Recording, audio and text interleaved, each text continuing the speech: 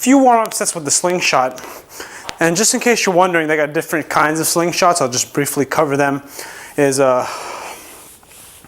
They got several kinds. This is the reactive one specifically, actually. So the reactive one provides the least amount of assistance.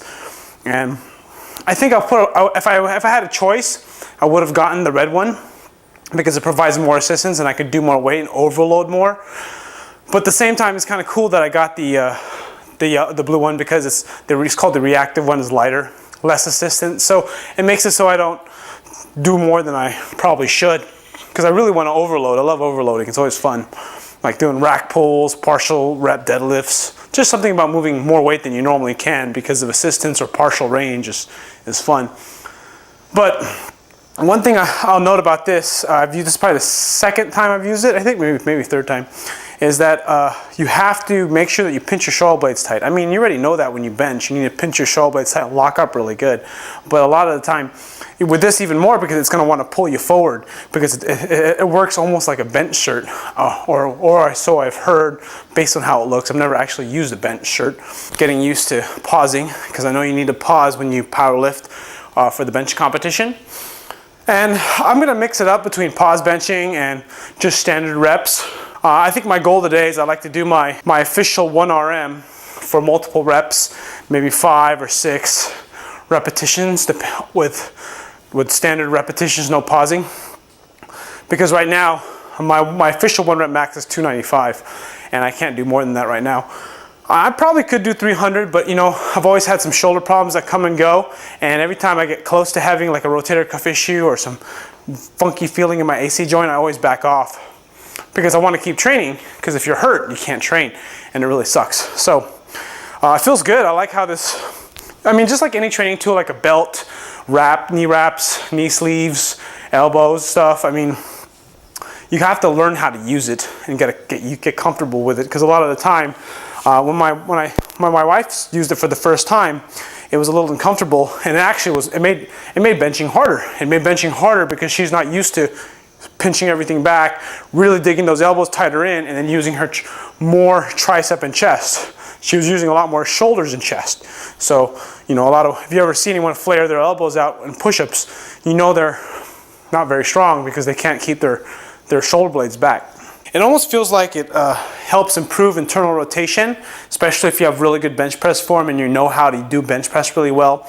Because when you lower the bar, keep your elbows in, one of the things that the humerus does is it internally rotates as the shoulder goes into extension.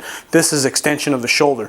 So whether I'm doing this, like a kind of a lat push down, or I'm doing a cable, or if I'm doing a push-up or bench press, I'm still doing extension at the shoulder where the elbow is swinging back.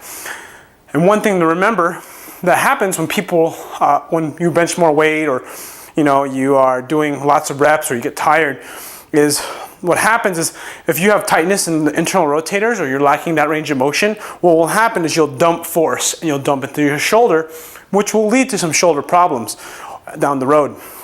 And that's kind of what's happened to my right side.